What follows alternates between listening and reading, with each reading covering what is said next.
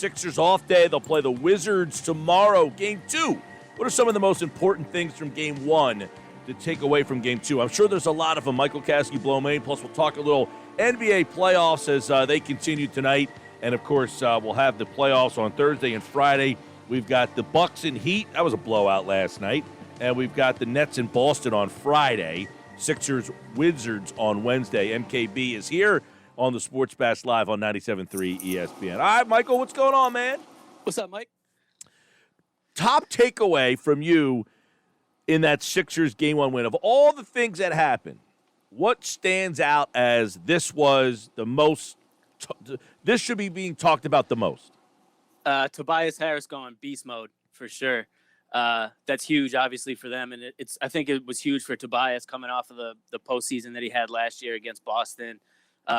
He obviously did not play well in that series. He heard about it from fans. He heard about it from the media.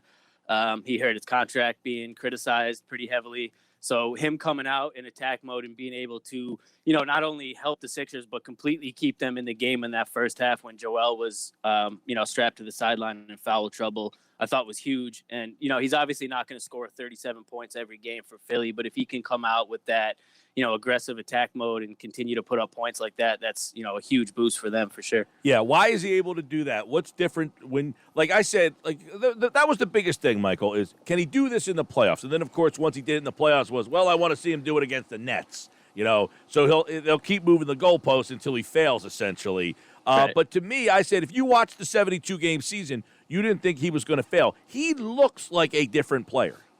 Yeah, absolutely. And I think it's a combination of things, Mike. I think part of it was him, having to take a look in the mirror after last season and after he got that contract and things didn't work out, obviously, the way he had hoped. I think he had to, realize that he still had some work to do. And I think he went in the lab. He obviously got stronger in his upper body. He's way more aggressive and confident going in the post and shooting over lower guys. And I think the roster construction obviously helped him a lot, too. I think he was kind of hamstrung last year between Al Horford being in there and Ben, obviously, and Joel. He wasn't quite sure where he fits in. And this year, it was very clear that, Joel was the top option, but Tobias was the number 2 offensive option right behind him. I think Doc made that, really clear as soon as he came in here. And it was a lot easier for Tobias just to accept that role and thrive in it. And I think to me, when I watch him, I see the decisiveness. I know exactly what I want to do with the ball. Before, he looked like a hockey player that was ready to take a penalty shot. He's like approaching the puck. What am I going to do? Should I go this way? Should I go that way? Now he catches and either catches and shoots, catches, dribble, pull up, dribble to the basket. I mean, he knows exactly he has a plan, that decisiveness. That's the difference I see in him. And then it goes over to the next guy who gets ripped all the time is Ben Simmons. He didn't play well offensively, scored 6, missed all 6 free throws, which, by the way, should be criticized, unacceptable for the free throws. But what he provides in the other elements, Green and Curry scored 26. I would imagine 20 of them come because of Ben Simmons. Harris scores 37. I'm imagining about 27 of them happen because of where Simmons, I don't understand it. But that being said, if Simmons gives you that game, can you win a title? Yeah, I think so, Mike. Granted, obviously, like you said, that he's not getting a pass for the free throws from me. Nor should he. Right, absolutely. Nor should he. That's, going 0 for 6, especially in a postseason game when it's been a glaring flaw for him since he came into the league. It's unacceptable. And especially, he needs to have the confidence to be out there at the end of these games because they're going to want him. Obviously, in this series, they want him on Beal in clutch situations. They're going to want him potentially on, Trae Young or Julius Randle or obviously some of the guys on the Nets down the road. And if he's a liability out there on the floor in terms of they're going to be fouling him down the stretch and he's not confident enough to make him from the line, that's a huge negative for the team. But outside of that, I thought he played an excellent game in that Game 1. And I do think, as long as this free throws climb up more to 50, 60, 65%, that he can play exactly like that in terms of, shooting the ball, spreading it all around to all the other shooters, and playing lockdown defense, getting the Sixers out in transition. I thought he did what he does. People are still looking for him to be, a 20, 25-point scorer, and he's made it pretty clear that that's not, his game, at least in the way that the roster is constructed for Philadelphia right now. And they don't necessarily need that, as Doc has said, over and over again. People act like Doc I don't know, doesn't know what he's talking about, or he's just blowing smoke. But he means when he says that, they have enough options. They have a good offensive game plan that doesn't need Ben to take 15, 18 shots and score 20 points. They need him to be aggressive, getting down the floor toward the rim, and then looking for his shooters and playing D on the other end. So to me, he has obviously work on those free throws. He could probably be a little bit more aggressive in terms of trying to take it to the cup a couple more times, over the course of a game, looking for his own shot a little bit more. But, outside of that, I thought he was pretty good in that game. I just don't understand the mentality. Like, if Curry and Green score 26, why does it matter if Simmons scores 6? I mean, if he's helping them score 26, I don't care where the point. Now, if those guys are having an off night shooting, you have to recognize that and say, all right, they're not shooting it well enough. I need to be more aggressive, taking it to the basket. But I don't think his aggression is going to go up until those guys aren't connecting on shots. They made 6 threes. And, why would it? As Doc has said you sounded a lot like Doc in his press conference after the game. He doesn't care where the points are coming from as long as they're getting scored. And Ben is generating a huge percentage of those points for this team. And like you said, there's probably going to be games and situations where, Seth is off or Danny's off and they need an additional offense. And at that point, you'd like to see Ben put his head down, get to the rim a little bit more, look for that contact, look to finish.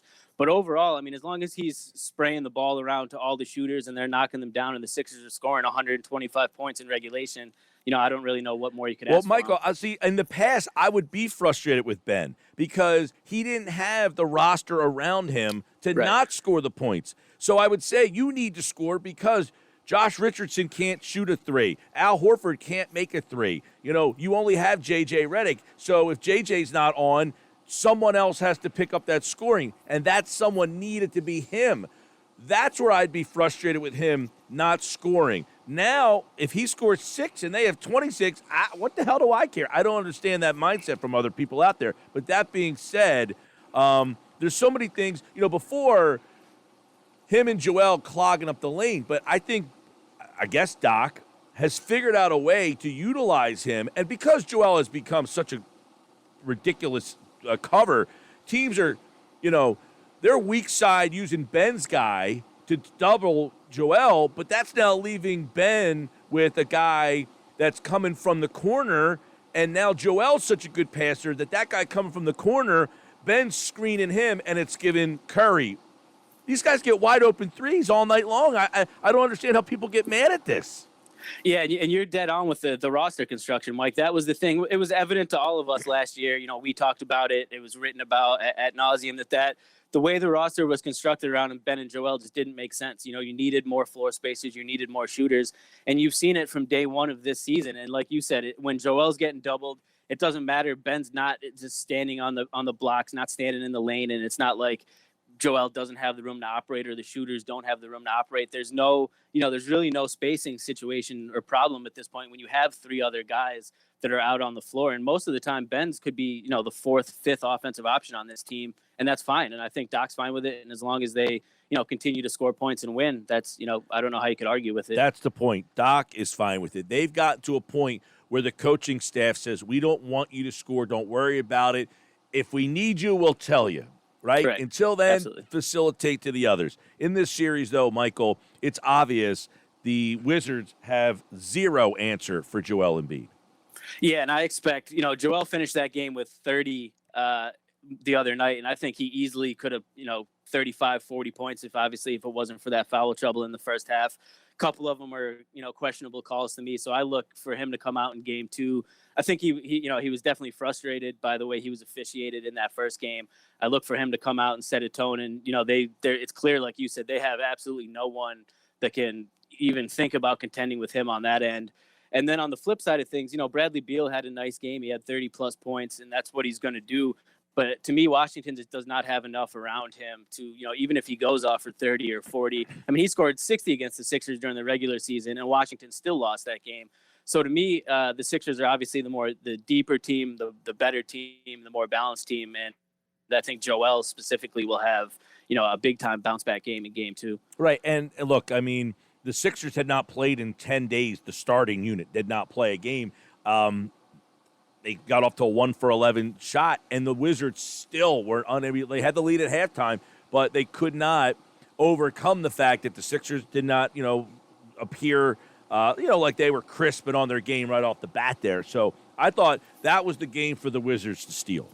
I agree. I definitely agree. I was a little bit nervous that would be a game where the Wizards came out. They had been playing, like you said, the Sixers had been off for over a week. Well, the Wizards had been playing, do or die basketball for the past 6-7 days, playing games that they needed to win if they wanted to qualify for the postseason. And I think you definitely saw that. They had the rhythm, they had, the momentum early, while the Sixers had to knock some of that rust off. And there, in my mind, there was a chance that the Wizards were going to come out and steal this game, and then the city of Philadelphia was going to erupt into a panic. But the fact that the Sixers were able to, kind of take care of business despite the slow start and still pull out a win, it gave me a lot of confidence in them moving forward in that series. And I think it should for the fans too. If they're able to, withstand Joel being on the bench for most of the first half and Bradley Beal dropping 30 on, over 50% from the field, I think that it bodes well for them for the rest of the series. Michael, give me something that you saw in game one that could concern you that Washington can make this a series. I don't think the Sixers are going to blow them out every single game. They just don't have enough. But if there's something that happened in game one that, man, they could build off of this or do that, and that could make this a series. Because I didn't see it. Did you? I would say the main thing would be, there was times where Doc had the all-bench unit out there, and I thought there were some struggles going on with that unit. Furkan didn't play especially well. Shake hit a couple shots in the second half, but in the first half, I thought he looked kind of lost out there. And Doc has been, really loyal to the bench. He said that he has no real plans of, cutting the minutes or cutting the players in the postseason. And I think, moving forward, that could be like a place where the Sixers are vulnerable when they're keeping an all-bench lineup in like that. But at the same time, I don't necessarily expect Doc to, be stubborn if the situation presents itself and he needs to make a change. I think he will. But to me, I left that game with the way the Sixers were able to handle business in the second half, feeling pretty confident about them for the rest of the series. And by the way, I failed to throw into the mix that the Sixers hadn't played in 10 days. They looked a little slow. And Joel Embiid had 3 fouls in the first half. I don't know how many times that's going to happen either. I'm sure the refs had to be reprimanded a little bit. Like, yo, you got some ticky-tacks on one of the people that people are turning the television on to watch. Right, absolutely. And like I said, I know Joel was frustrated by that, and I don't think he's going to come out, out of control or anything. I think he'll come out in game 2 looking to kind of make up for the fact that he missed that first half and, set the tone. He could be in store for a 35, 40-point game tomorrow night. Yeah, I'd bet the over on that. Michael Kaskey-Blomain, CBS Sports NBA writer. Real quick thoughts on Boston and Brooklyn. Boston had the lead. Brooklyn kind of took that late and ran away with it. That kind of seems like a precursor for a sweep. Yeah, you nailed it, Mike. I think that was a pretty a microcosm of how the series is going to be. The Celtics are well coached. They have some talent, but when you compare the two lineups, especially without Jaylen Brown, they just don't have enough. I think Tatum and Kemba Walker can keep them in games and make it close. But then when it comes down to the stretch of the games, and you got 3 guys on Brooklyn that can just take over compared to, 1 or 2, depending on how Kemba's playing for Boston. It's, maybe they'll steal a game if Tatum goes off for 50 or 60, but it's looking like a sweep, 5 games max to me. Lakers lose game 1. They're favored in game 2 if you're looking at the number. Now, we don't know what's going on with Chris Paul here, but I was kind of surprised by that. Lakers at Suns tonight. I would be really worried, Mike, if I were a Lakers fan. I watched that first game. I picked them in the series on our picks for CBS. I did, I wasn't going to bet against LeBron, but, the way him and Anthony Davis looked, it's clear they're not, in rhythm. They came out a little bit slow and sluggish, and the Suns were on the other side of that spectrum. They're a young team, a hungry team, looking to make a statement. And then having Chris Paul, like you said, hopefully that injury is not too bad for him. But, to me, I think maybe the Lakers will pull this one off because I think LeBron will, come out more focused, and the same with AD. But that series, man, I think the Suns are going to end up taking that in 6, maybe 7 games. Ooh, there you go. MKB likes the Suns after he said he made predictions for CBS Sports with the Lakers. How about the Clippers? They lost to the Thunder, and they lost to Houston to get this matchup, and then they lose game 1. So, game 2, L.A., do they bounce back here and win this one going away? That's what they call karma, Mike. You tank to lose a couple games to avoid the Lakers, and then you get the Mavericks, and you get punched in the mouth in game 1. With that said, I do think the Clippers will win game 2. I picked them to win the series. I do think they still will win the series. But it'll be interesting if they lose to hear Paul George come out and blame Doc Rivers somehow for the fact that they lost. All right, Sports Bash Live 90. That was good. Sports Bash Live 97.3 ESPN. All right, tomorrow, get a couple quick thoughts on the Wednesday lineup of games. You've got the Hawks and Knicks. Now, this game in New York, too, the Hawks stole game one. That was a fun game, kind of what we thought, like a drag out, big shot here. The Knicks it's excruciating to watch them try to score. Yeah, it really is, especially when Julius Randle's having such a rough game. So much of their offense is predicated on his ability to, put up points. And when he's not doing it, they just don't have the offensive firepower. And that was kind of what I thought would be the case heading into the series. They obviously have the lockdown defense under Tom Thibodeau, but the Hawks just have, to me, more options on the offensive end. Trae Young obviously was killer in that first game, but they have, a bunch of guys that can hit big shots down the stretch of the games. And the Knicks, like you said, they were relying on Alec Burks, who's, a good player. We saw him with the Sixers last year. But when he's your go-to guy down the stretch of a playoff game, I think you have some concerns. All right, Jazz Grizzlies. Grizzlies stole game one. Mitchell was ticked that he couldn't play. Yeah. He'll play in game two. Is this a bounce back? I mean, I feel like everybody just assumed it was going to be Lakers or Warriors in this game, and here the Grizzlies are, and nobody even recognized that they won game one. Yeah, I think people are skipping over it because Donovan didn't play. I think, at least I expect with them at full strength and him back on the floor, I think the Jazz will be able to bounce back. But he's been out for, well over a month. There's no guarantee how he's going to look. And the Grizzlies are, that young, hungry, up-and-coming team that's the 8th seed right now. So I do think they'll keep it a really interesting series. But, I think the Jazz at full strength should be able to, pull it out. All right, Michael Kaskey-Blomain at The Real Mike KB. And the Sixers are hosting the Wizards tomorrow night right here on 97.3 ESPN. So what do we got, 2-0 or 1-1? Yeah, I'm going 2-0, Mike. If the Wizards win a game, maybe they'll take one in Washington. I think in game two, like I said, Joel's going to come out and look to make a statement after he was, hampered by foul trouble. I think the Sixers run away with this one at home tomorrow. All right, I agree on that. Of course, the Sixers and the Wizards game two, 7 o'clock here on 97.3 ESPN. All right, MKB, appreciate it, man. All right, Mike, talk to you next week. We will see Michael Kaskey-Blomain on Tuesday next week for Inside the Sixers here on the Sports Bash Live with me, Mike Gill, on 97.3 ESPN.